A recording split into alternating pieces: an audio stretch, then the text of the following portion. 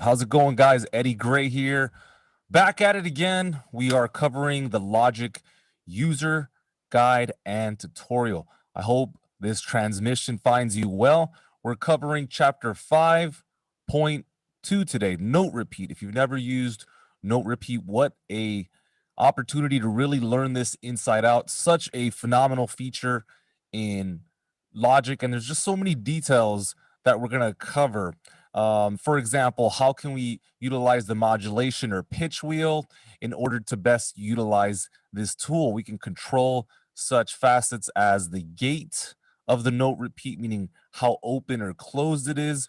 We can also do things like use the pitch MIDI CC to increase or lower the velocity, and then of course change the rate at which the note repeat will play back. And believe it or not, there's actually a way to do this in combination. So we can kind of move our various sliders. I have a complete control here, and so I'm just kind of sliding up and down. And so this is a great opportunity. I thank you for being here. We have been covering the Logic Pro manual for the last couple of weeks. We're doing this 6 days a week.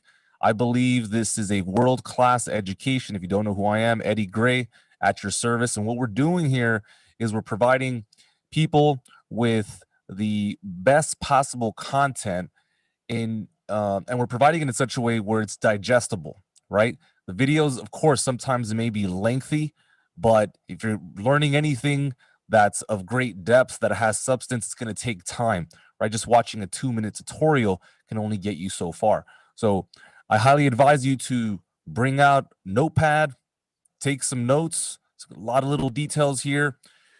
Last request here is the stuff that resonates, obviously write it down, have it at your side as you work in your own setup, in your own workflow. But the second request is at least try out some of the features that may not necessarily work for you. Okay. In all my time working with Apple, I created the curriculum for a company called LearnQuest. I've done several consultations.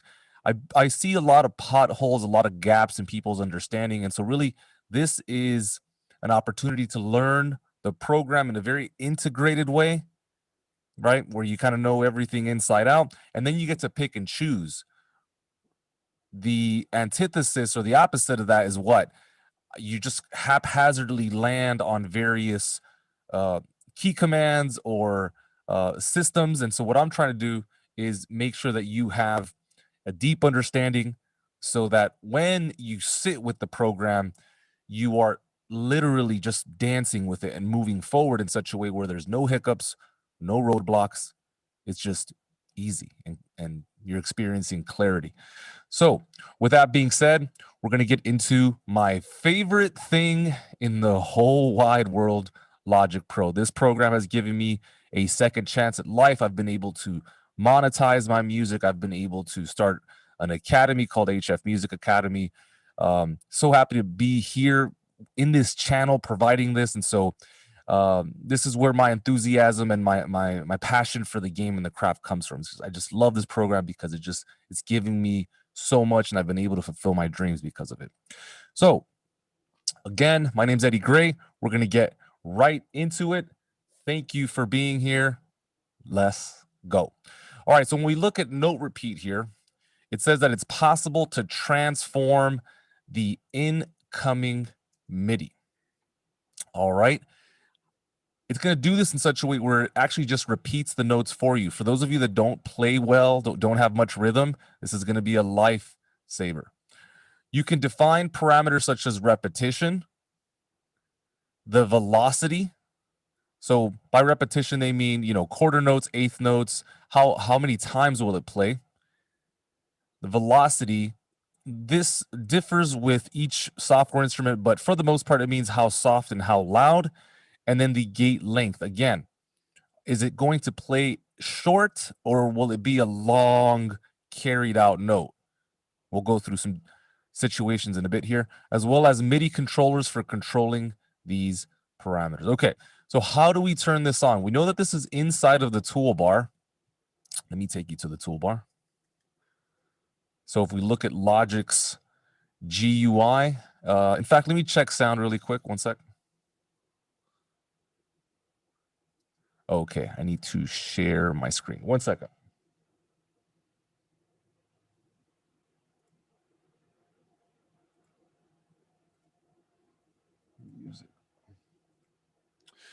All right, checking sound. Very good. Okay, so we're inside of Logic's GUI, and let's see, you're not there. Now we are. And what's going to happen is when you're in the control bar, which is at the very top, so we're looking at the very top, this contains all the transport controls, the LCD screen at the top. Okay, so right below that, you'll find this menu here, and it's got all these little icons, right? And so here you can find Logic's most often used key commands. This is customizable. If you just control click it, you'll find things like AQA, automation quick access, bouncing regions, moving the regions to playhead. There's a lot of great stuff in there that you should analyze a little bit later. But there's a feature called Note Repeat, which is really at the top of the track header here. And so once you enable that, what ends up happening is that you start seeing this other menu. And I'm actually starting to see that you may not see this. Yeah. I need to update my screen. 1 second, really quick. Let's see here. I've been really working on simplifying this setup in such a way where, all right, let's see if this works. Where this just is very fluid. I hope this works. Let's check this out. All right, I'm just checking my screen. Don't see it. Okay, I know what I'm gonna do. Let's scratch that. Okay, so we're back in the user guide, and so you basically just want to turn it on and enable the plugin. So what ends up happening is that Logic brings up this floating plugin menu, and this is called Note Repeat. Again, you'll find the rate here, you'll find the velocity and gate. Let's go into these menus and figure out exactly how to utilize them. You'll find a disclosure triangle on the left-hand side of the repetition rate. This is where you're going to open up this powerful feature set, and then there's actually a little bit more to look at, but let's go ahead and utilize rate, velocity, and gate. How do we do this? Well, we know that we want to select the check boxes to the left of these menus, and this will essentially turn on rate, velocity, gate. And once you do that, we have to choose some kind of MIDI CC. So it could be the modulation wheel, could be pressure. And so we're going to look at these things right now in order to control the rate, in order to control velocity and gate. Then we're going to define the maximum and minimum values, right? What's the highest of the high that it can play or go to, and what's the lowest of the lows. And then we will go to the next section after that. So now we are going to go directly into Logic. Share sound. Okay, so now we're all looking at Logic, and let's check sound. All right, sounds awesome. Okay, so this is something that we've been building out as we've been writing and reading this tutorial. I kind of figured we would just make a song out of it. And again, Note Repeat is at the top here. You can see that I'm just clicking. I'm curious, just as, you know, just by way of research, if we go into the All tab, what is actually happening in the background when we click on Note Repeat? I just always like to look and investigate the mixer to see what is happening. I don't see anything there. Let me go to my selection based or preview. Let me see if anything happens here. Hold on, move this up. Nope. And let me just look at selection based processing. I don't know if I've 1 second. Yeah, nothing's happening there. So I'm not exactly sure kind of how this is manipulating the software instrument. Usually, if you do enough research, you can find out how these things work. For example, in the loop browser, when we play a loop from the loop browser, you're actually hearing the preview track playing that out. For example, See how the volume is raising up here in the meter? And the same goes for selection-based processing. See, what they do is they utilize 2 tracks that allow you to process audio regions in real time, similar to Pro Tools Audio Suite. Let me see if I can bring up that menu. This guy here.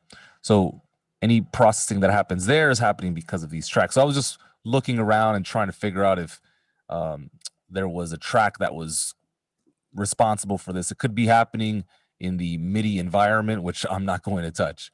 But okay, so I've pulled up 2 software instruments, one of them being Alchemy, and then the other one being Omnisphere,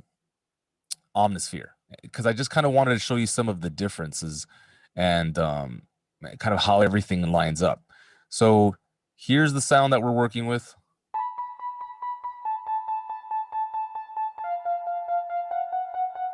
Okay, good. So you can already hear that it's playing these repetitions. Let's turn off these modulation wheels and this pitch bend.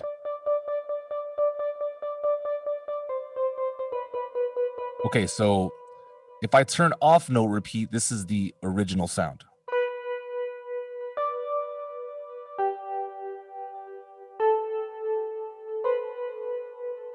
Again, as soon as I turn on this feature, we are now playing with the rate and how often this is playing, which is in the case of this song, 16th notes.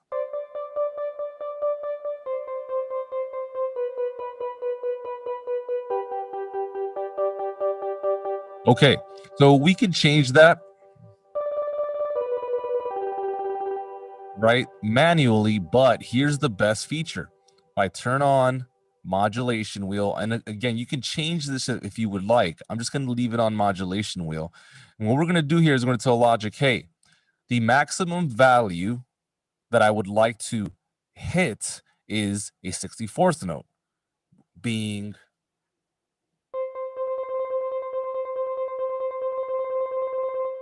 right. The minimum, you can see that I'm moving the modulation wheel and the screen is updating accordingly. We started off at 64, then we're at 32, then we're at 16th notes, and finally 8th notes when I get, oh wait, that's the minimum value. So if I wanted to change the minimum value, I could change it here. Okay, so let's listen to the transition from 16th notes to 64th notes.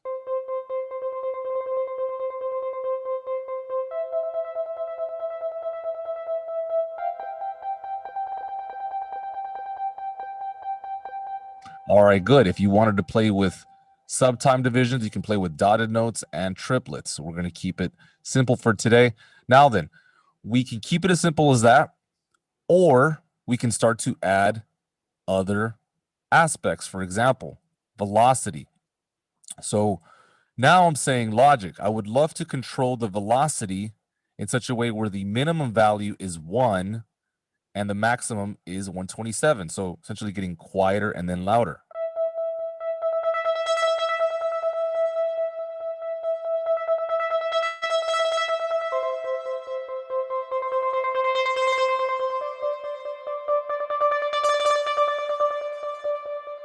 All right, so you can see how expressive and magical that is. And by the way, this could have very well just been the pitch bend wheel. The only difference is because I'm controlling the rates with the modulation and the velocity, this gets to really sing in such a way where these values are both changing at the same time. But again, you can also just change that. So the rate will stay at 16. I will go to pitch bend here, and let's just control velocity.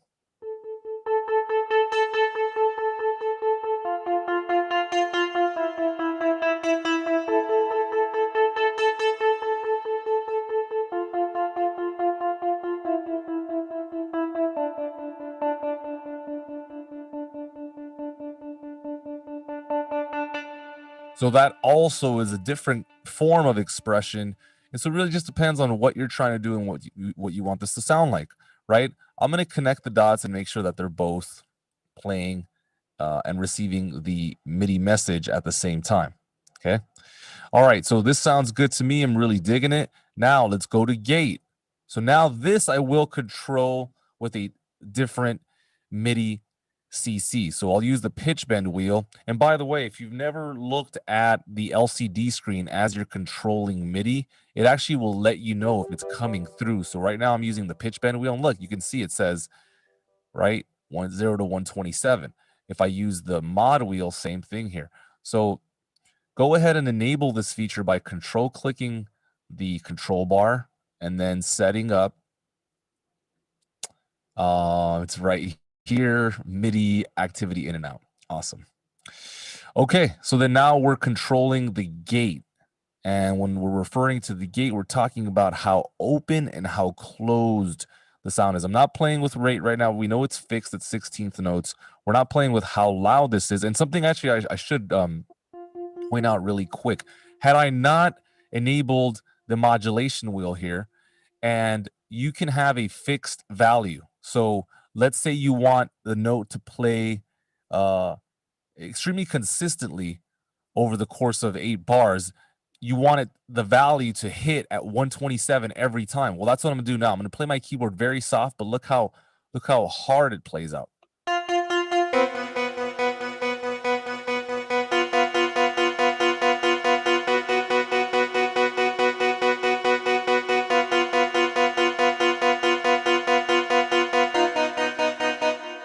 So if you want it to be static, which is cool sometimes, right? It doesn't always have to move.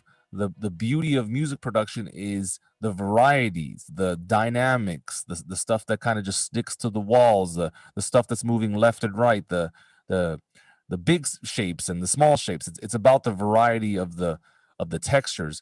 But if you want something softer, you can pull that off too. So let me do a fixed value of a velocity value of 50. Let's see what this sounds like.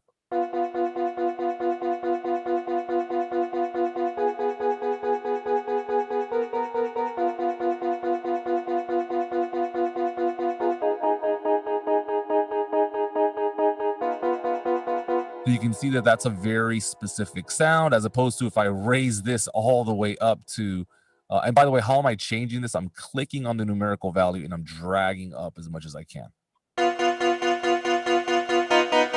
That is good, but in some context, obviously could be obtrusive and too jagged and too intense. Again, I'm controlling all this together.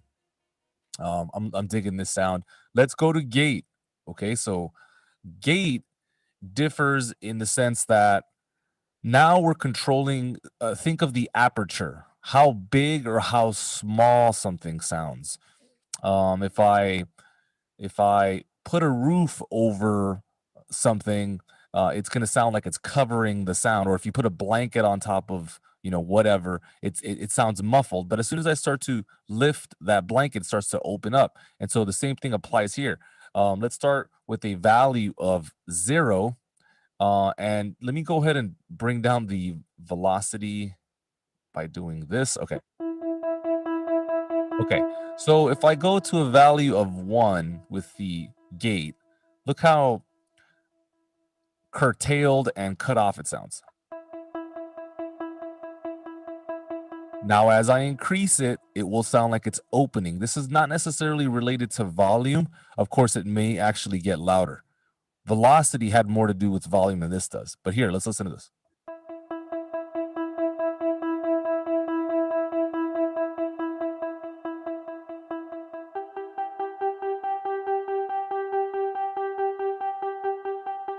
So just to give you a quick illustration of what's actually happening, pretend that these are the notes that are being played back, and the gate is essentially creating shorter MIDI messages like this.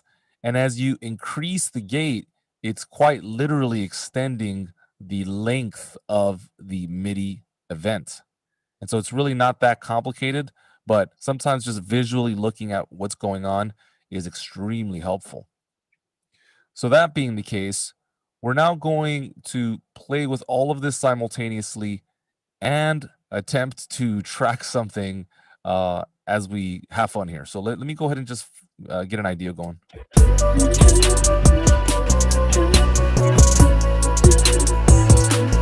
Okay, so that's pretty simple. I'm going to be playing with the modulation wheel, And probably I'll just use both at the same time like this. So I'm sliding both the modulation and the pitch wheel. Cool. All right, here we go. The metronome is on, key command K. The counting is on, key command shift K. All right, let's hit record. Here we go.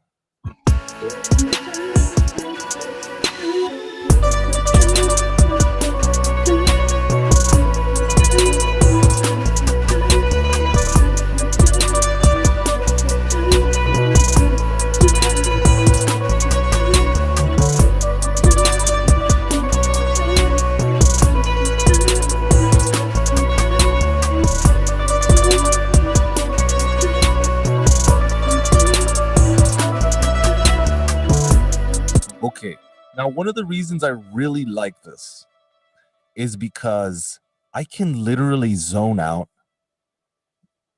get out of the technical mind, and go into a space where I'm just free, right? That's what we're after, I believe, when we are producing music. And so then now when I close the loop browser, key command O, when I open up the MIDI event, the MIDI region here, just double clicking on the region, you can see that everything is being played perfectly to the grid, which in my opinion is very, very liberating. I don't have to utilize the adult brain. You can just relax, zone out. You can see how my performance is changing over time, right? Here we have 16th notes, 32nd notes, 64th notes, and the velocity is changing over time. Look at the length, guys. Look at the length of my MIDI events controlled by gate, utilizing note repeat. Had you try to do an edit like this, it would literally take you forever. So of course, unless you're savvy with some of Logic's other feature sets, then perhaps you would get it done in no time. But for most of us, it would take some time to hack the system. So this is a really outstanding feature, and something else I'll just throw out really quick. You don't have to use it in a complicated way. You can literally pull up a bass. In this case, I have an 808. Let's turn off some of this other stuff and just use the fact that it's going to play everything perfectly in time for you. So it's almost like a quantized machine, even if you play stuff incorrectly.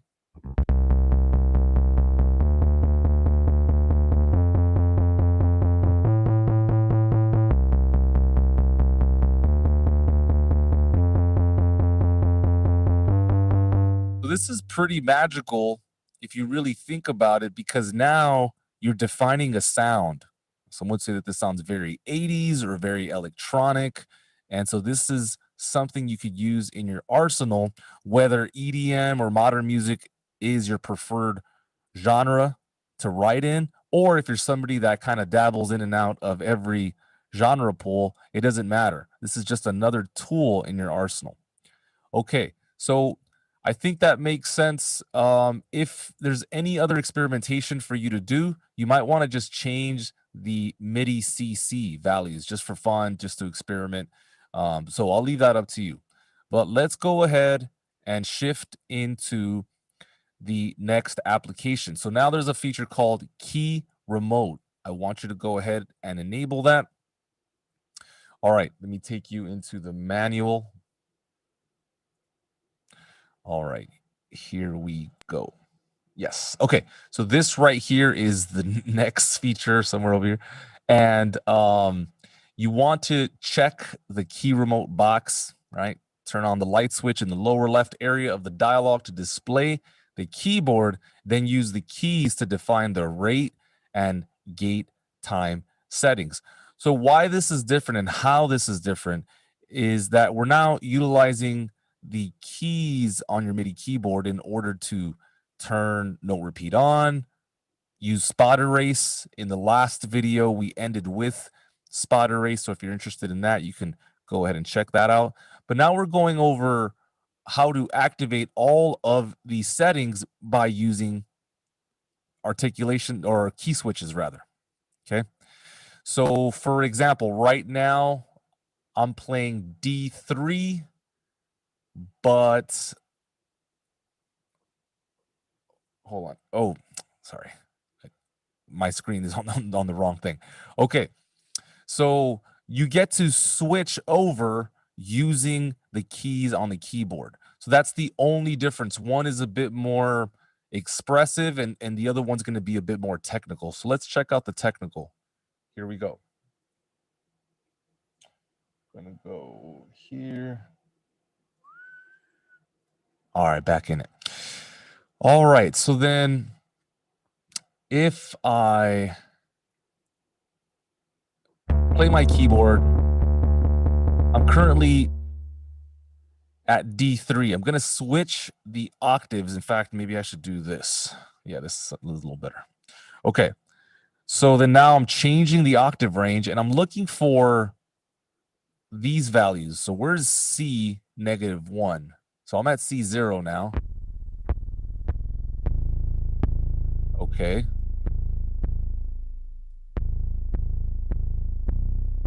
Okay.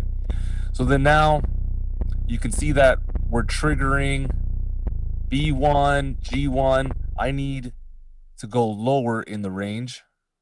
Okay.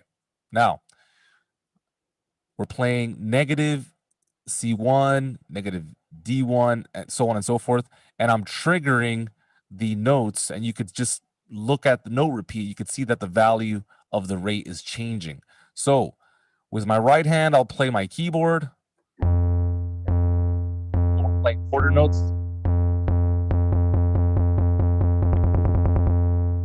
Okay, let me do that with another instrument. Let's use pluck.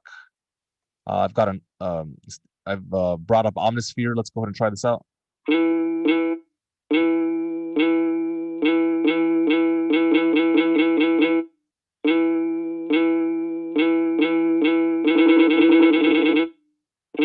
So I'm essentially changing the rate over time. Now this doesn't sound as fluid or expressive, but it sounds choppy and kind of cool. Again, this is a choice. This is a color. This is something that you utilize for different projects, right? This could be part of your sound. This could be a staple. You could become a master of note repeat and rock it in a way that nobody has before. But it does take time and it does take practice. And so then now I can change the rate, and you can see that it goes into every single possible division that you can think of. Okay.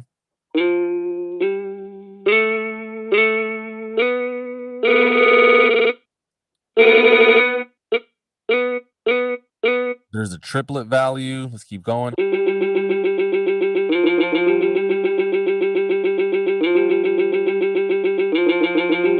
Okay, let's keep going. That would be really cool for hi-hats. It's the 30-second triplet. Let me just see where else we are here.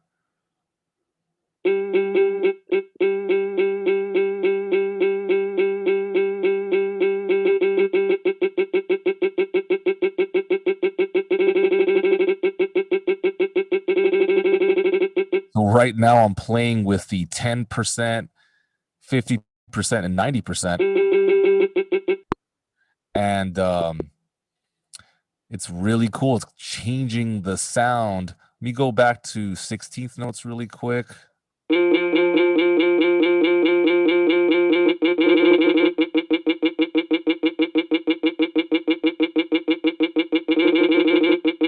That's really cool. I want to know what's happening here. I think it's just changing it.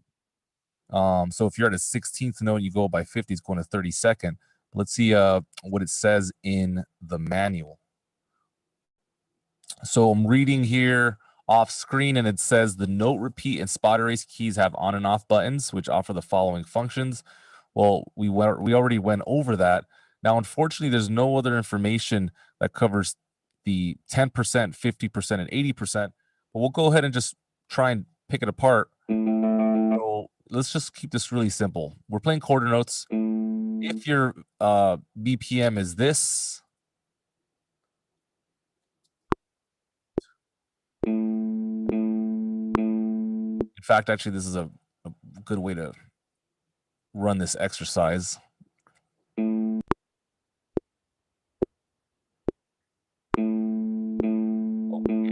Okay, 50%.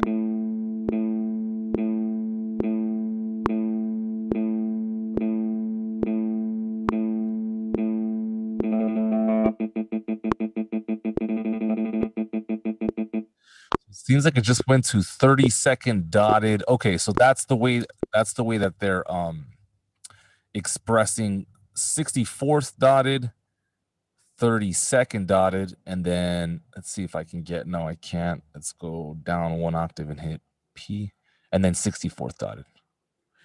Okay.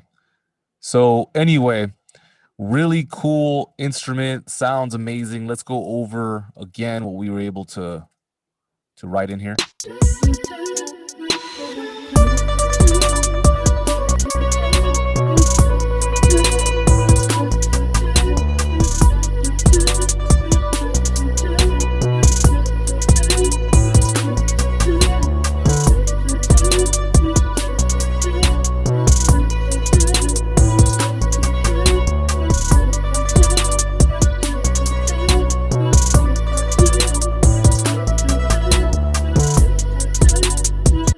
Okay, all right.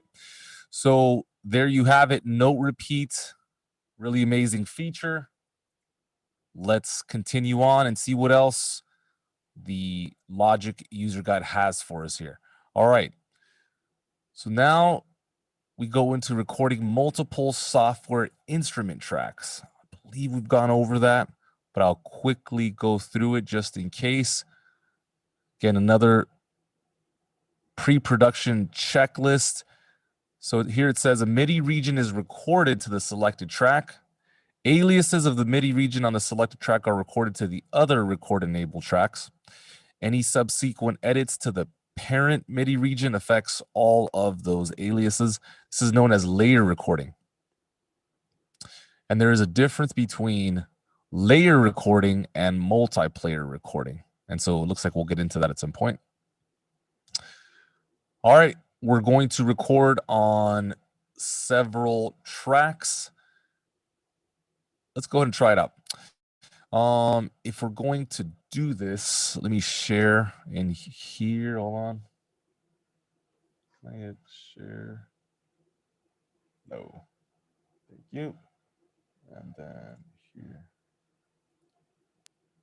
Okay, you guys should be looking at Logic. And just to make this easy, I'm going to, wait, what is this? Oh. All right, yeah, we're good. Just to make this easy, I'm gonna just couple these two tracks together. So let's pretend that we didn't record anything and I've got track 29 and 30. So I'm gonna kind of hold and maybe we'll just pull one more up just for fun. Let me do another instance of Alchemy. And so I'll double click in the track header. Okay.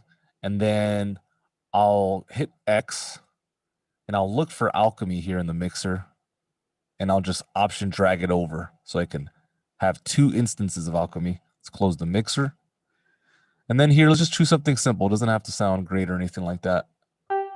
I think that's the one I've selected. What about this one? Actually, it sounds a little, I don't know if it's different or not. That's fine. Let's just choose that.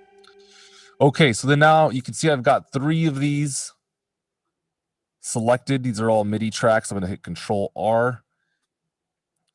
And let's go through the steps in the user guide. So we should do it this way. One sec. Desktop. Okay, so let's do it this way. Okay.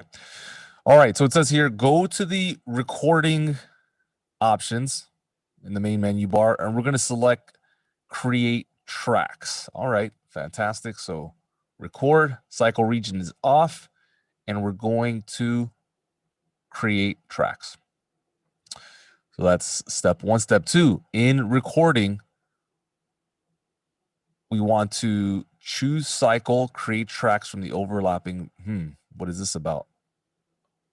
File, project settings, recording. Okay, what did it say here? Then choose cycle. Don't see that. File, project settings, recording. I don't see a cycle option. I think this unless so there's something I'm missing. I don't think this is something that has been updated. So a couple of inconsistencies here.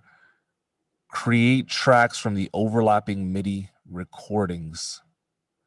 Well, first and foremost, let me turn on the cycle region. I just saw that I missed that. So we're going to go back to record overlapping MIDI, and we're going to say when the cycle region is on, create tracks. I'll create a quick cycle region around these two regions. How did I do that? Just selected them, Command U, gets me there quickly.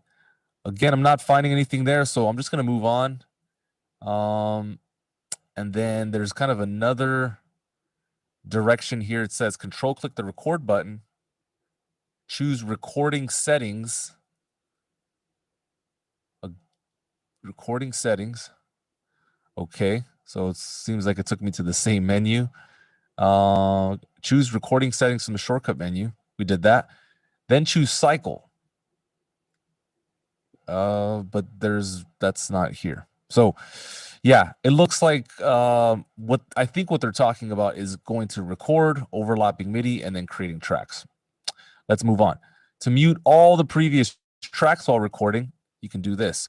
So essentially what's going to happen is as we record, this is just going to kind of successively or sequentially record over and over again with various rules.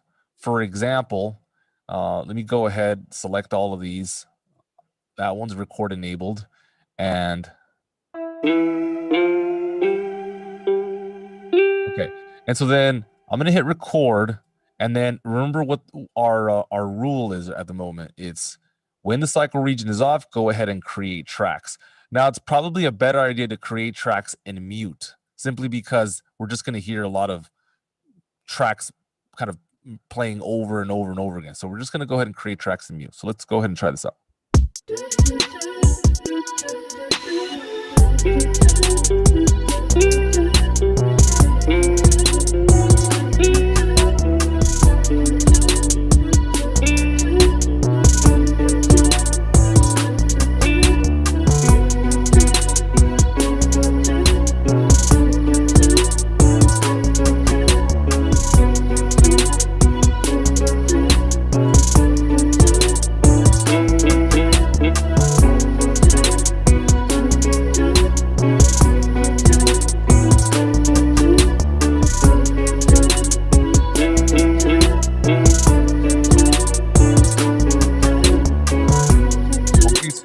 That I'm continuing to play, and this continues to record more and more events. So let's go ahead and unmute these.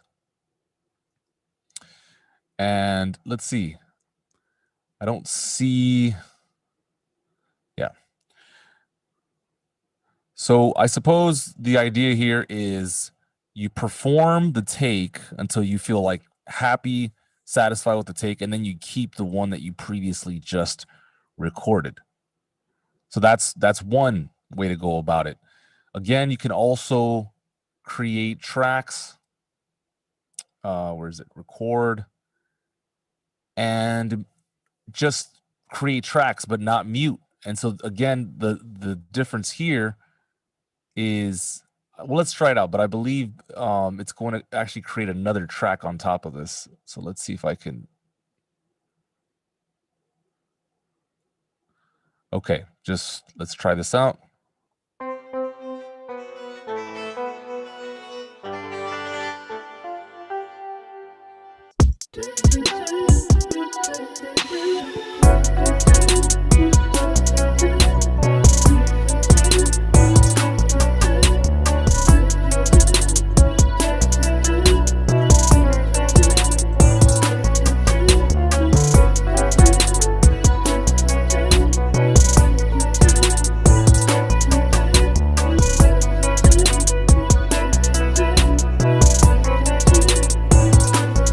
So it keeps playing the ideas over and over again. So everything kind of gets, jumbled up, and it sounds a mess. You can see that it recorded this take and also this take. So it literally reinstantiated another alchemy right? So there's one there and one there. If I hit Command Z, that was the first, that was the second, this was the original performance.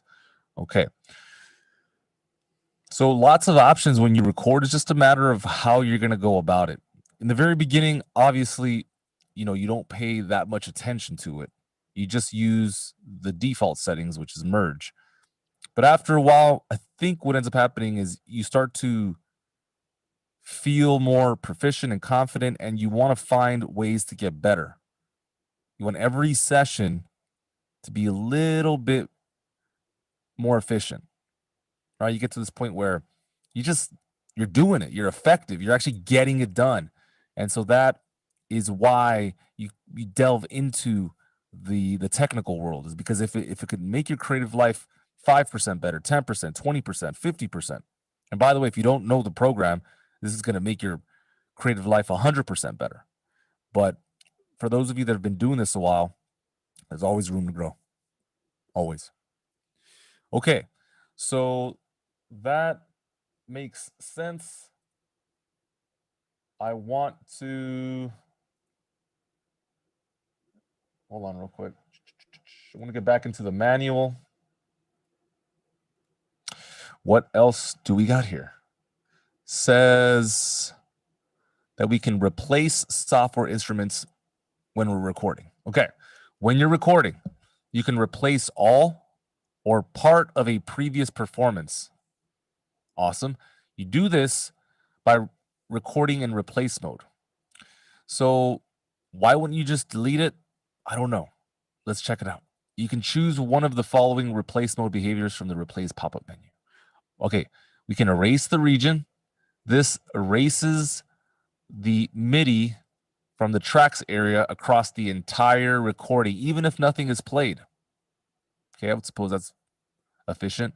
Region punch erases MIDI regions only where MIDI events have been recorded. Okay. Content erase erases only the MIDI content inside of MIDI regions across the entire recording, even if nothing is played. And then finally, content punch. Erase only the MIDI content inside of MIDI regions, but only where MIDI events have been recorded. Okay. You can access the replace pop-up menu by long clicking or right-clicking on the replace button. All right, it looks like we're going to get into this a little bit later. Let me just make sure. What are we getting into here?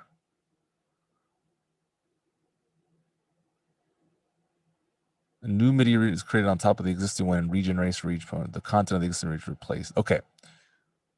So let's go ahead and try this. Let's see how it works.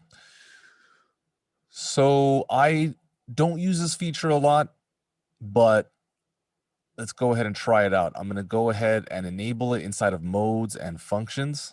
All right, so we'll go ahead and enable it. If we long click, we get the options here. I guess we'll start at the very top, region erase. Is that what we're utilizing here? Yeah. A new MIDI region is created on top of the existing one, or region punch mode. Okay, so I suppose the functionality here is, let's say, let me get rid of some stuff here. Let's say we record something and I need to share.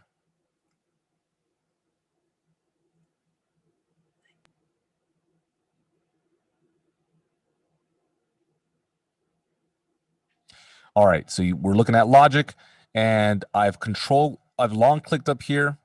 I enabled replace by control clicking and clicking the checkbox. So we're now going to utilize another feature. And so let's pretend that we just recorded something in here. I believe I have an old take. No, I don't. What about in here? No. All right, so let's just hack something really quick.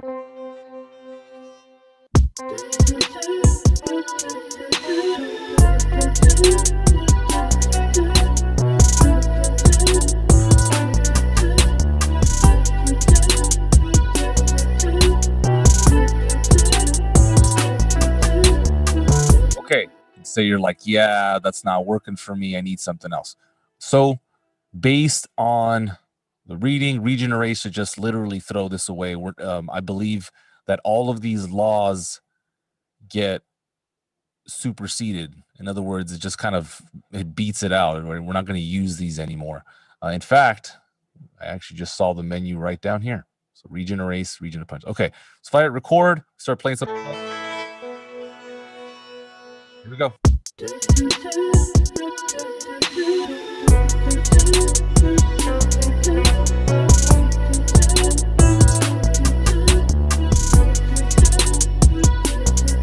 Okay, I'll stop recording, and you can see that there is no MIDI region behind this. And so just an easy way. Again, for me, it just seems a little redundant in that I could have just erased it and called it a day, but maybe it works for you. Let's see if there's a key command for this. I can see some value if you set it up as a key command, replace.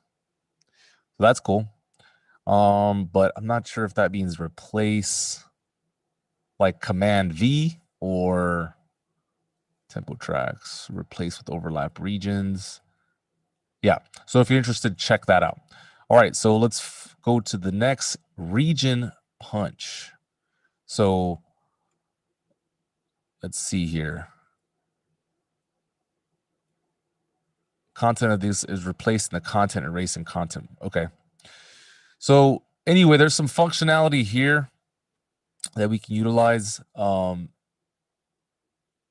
Wish there was a little bit more information on it, but let me see if I can do this.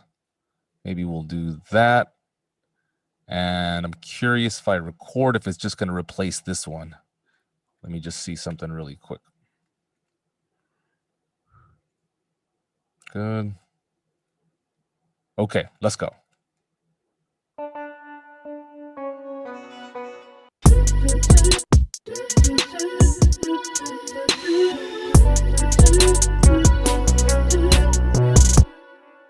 So the rest of the track was maintained. We got to keep that. Again, not really my cup of tea, but there it is. If you want it, go and get it. Let's keep going here.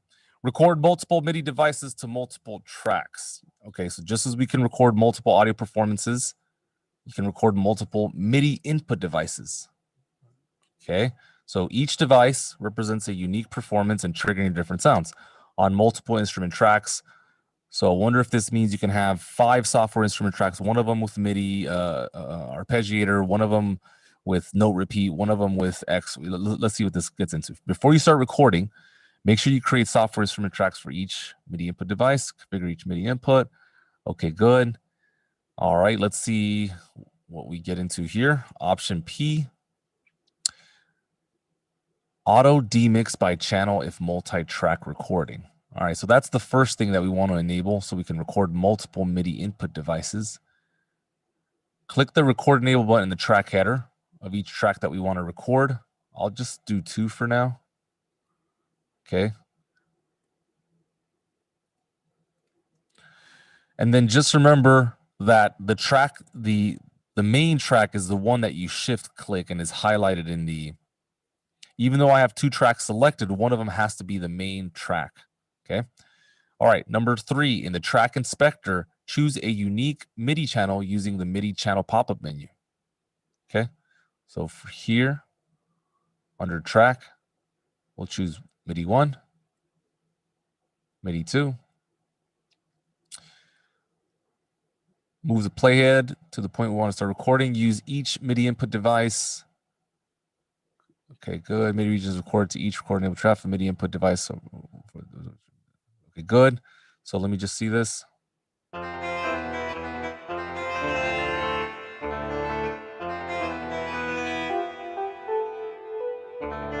Yeah, I don't know if this is going to work for me because I only have one controller, which is MIDI channel 1. And so yeah, I believe this is only going to play controllers that are kind of designated to MIDI channel 2. So I'll tell you what, I'll work on that for next time, just to kind of keep the track going. So usually what I'll do when we need to cover something is just take a screenshot. So we'll set up for that. So it looks like you can also record software instruments and audio simultaneously. So that's cool.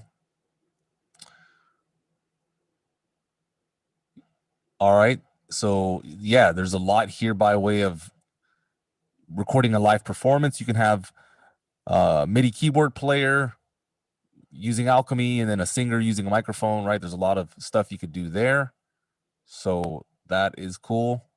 Record multiple MIDI input devices and audio simultaneously. This kind of goes back to what we were just doing. You would set all the MIDI channels appropriately, right? Each software choose a unique MIDI channel for each one. And use step input recording. Okay, this is like an archaic feature now. Do they actually go into it? Insert notes using musical typing. So step input, really quick, is the way that they used to input data. We know that we have the step sequencer now, but the step editor, let me select some MIDI here. Window, step editor. It looks like this. And so in the past, you could input information from here. Right? And we hit solo.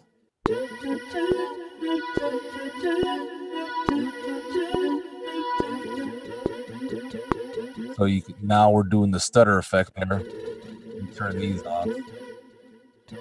So then again, I think it's still cool, it's still interesting. Obviously, if you want to spend some time with it, it would work out in your favor. I'm just kind of drawing this information in really quickly.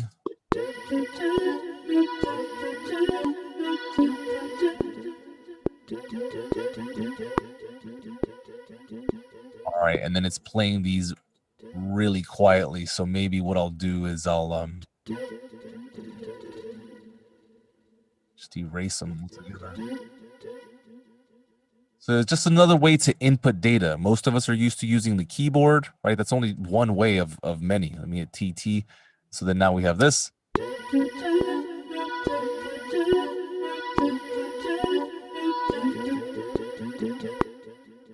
See what happened there? I was able to just put in information in a different way. Also, these days we have control click on the MIDI or software instrument track and create a pattern region.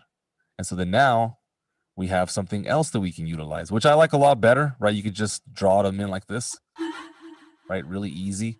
But again, there is a little bit of a learning curve. So that's something if you want to learn, we can certainly get into. Let's check this out. So it just depends, right? Some people will find the step sequencer to be more natural. Some people will want to utilize the step editor. Now, if it's dimmed, it's simply because I haven't selected a MIDI region. And so then now, when we click, we can find the step editor here. And there's a lot more here. I really do hope we read more on it. I think it'd be really cool. Step input allows you, okay, so this is another really awesome feature. This one we'll do next time. But let me just see if there's anything else here. Hold on, window. Yeah.